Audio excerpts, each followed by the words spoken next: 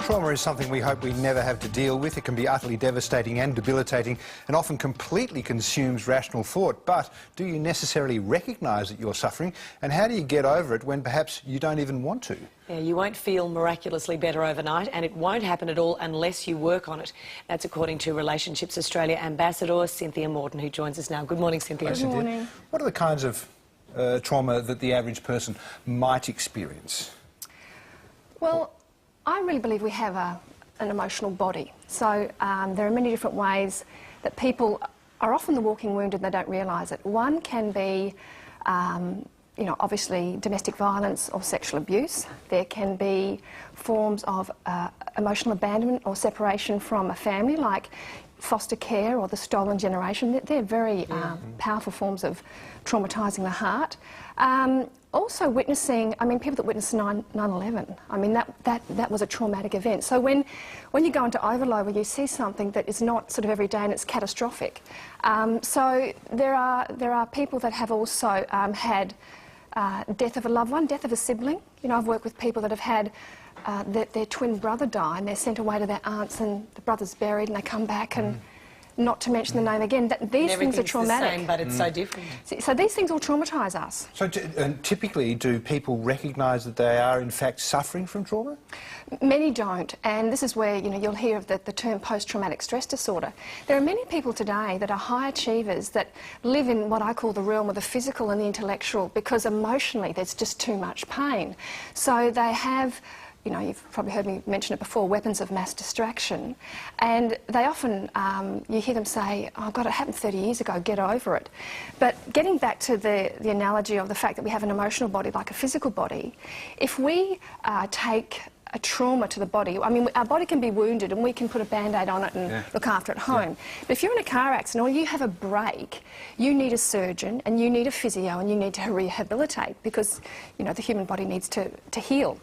When you take a trauma to the heart, like something like this happens, and you don't deal with it, you try and put a Band-Aid on it through drugs, alcohol, or just denial, you become the walking wounded. And so what happens for many people, they obsess in other areas so they don't have to look at it, or they numb it off with drugs and alcohol, or they give up on love, they give up on feeling. Oh, and that's the saddest part of all, isn't it? How do we help those people? Because I think we all know someone who has held on to trauma and grief for a long time, but who, and I think it's probably particularly poignant when they've lost a loved one and they don't actually want to get on with it. They don't want to forget that person. How can we encourage those people to deal with what they've lost and make a useful and positive and happy life for themselves? Well, and again, it comes down to willingness, and I think often grief is a part of the human condition, and grief is something that I believe we need what I call an emotional surgeon to help us through, because it's overwhelming.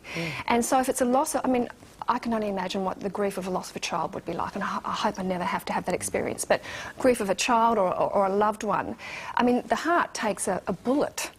Now, in honouring that loss, I mean, we go through different stages of grieving, but many people get stuck.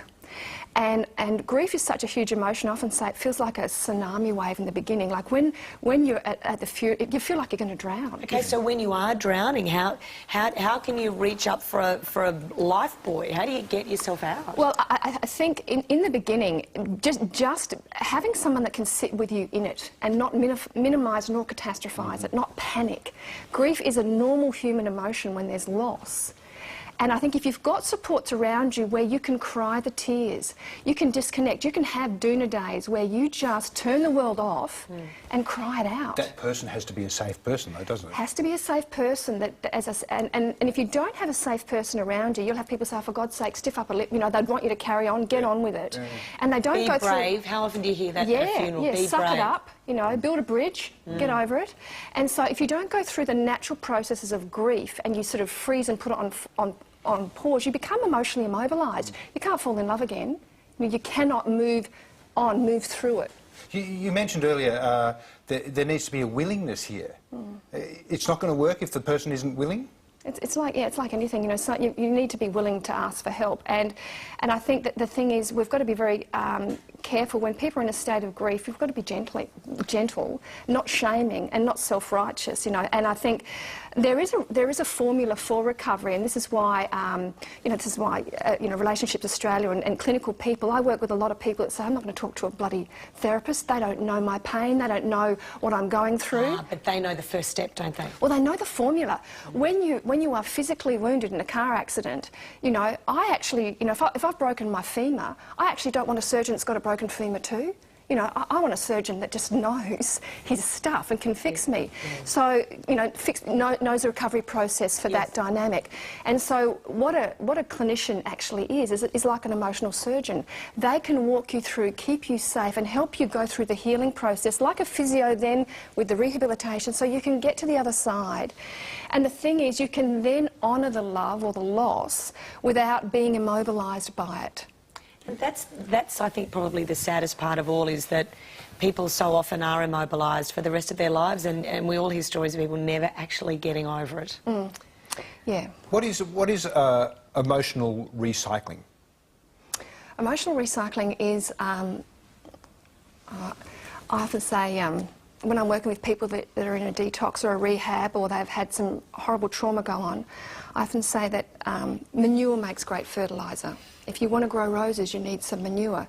So whenever a crisis happens, and it's very, you know, and I'm certainly not trying to minimise it, whenever a crisis happens, often if people have worked through it and learnt how to self-care through it, they progress and become wiser. If they give up and pretend it's not happening, they regress. So emotional recycling is actually using the pain constructively. Any woman that's given birth will tell you, you know, you go with the contractions, you know, you go with the pain to get through the other side. And so, you know, I often say pain is the you know, the gift that nobody wants. If you look back, you know, yeah, you know, so emotional recycling is actually not fighting it, going with it, recognising it, moving through it, so that, you know, on the other side of it, you've got this wisdom. And what you do when you actually move through pain is you develop a form of self-respect. Like riding the wave of grief, I say to people when you first start, it's going to feel like a tsunami. But if you work with a surgeon, they'll help you use your emotional muscles so at least you don't go under. Yes. And grief, then what happens is you actually learn to ride it in time, and you know, you still feel grief. You never not grieve for someone you've loved and lost, but it doesn't swallow you. How important are weapons of mass distraction? Well, being someone who's actually dabbled in myself, I think that you know, often when you see people going through crisis, they reach for a bottle, or they might reach for a behaviour, or they become obsessive about work, or they become obsessive about exercise. I think they're a form of coping mechanism, but I think, again, getting stuck in coping, you know, using external things to cope with internal issues Sorry, I would imagine that those people that turn to alcohol or drugs as a weapon of mass distraction to cope with this, it's like going through it twice, trying to get them to come out of that dependency and then face the trauma must be twice as hard. Well, in a way, I often say when I'm working with clinical people that you know, having come from a life of recovering from addiction and starting over myself, often what happens is drugs and alcohol keep a lot of people alive and in pain management if they haven't got any other support. So it's like a crutch. So you're absolutely right. You take that crutch away. When I took drugs and alcohol away, the sewerage of all the trauma and violence that happened to me as a little girl came up. So what drugs and alcohol do, it's a little bit like putting a bandage on, you know, a snake bite or a wound that's infected. You know, it's a bandage short-term approach, but if you never get care, what happens is the bandage becomes, or the crutch, the weapon of mass distraction, becomes a problem within itself. So you haven't just got the wound, you've then got an infection. So you're absolutely right. You've then got to deal with the initial trauma and the denial of that trauma. So you know, it becomes, you know, difficult. I'm also fascinated by the poison state of resentment. Yes. What does that mean? Well, often when people get stuck in a state of blame, when we're focusing on other people, it's other people's fault. It's all about fault and blame and resentment.